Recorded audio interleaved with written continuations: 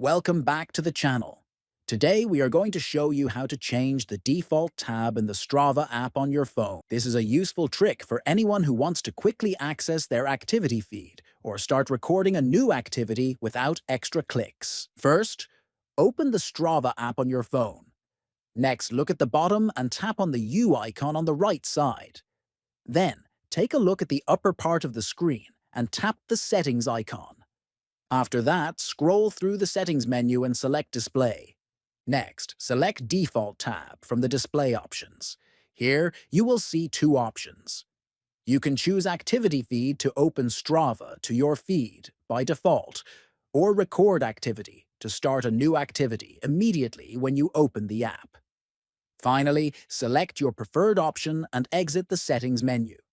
If you found this video helpful, make sure to subscribe to the channel, give it a like, and share it with others.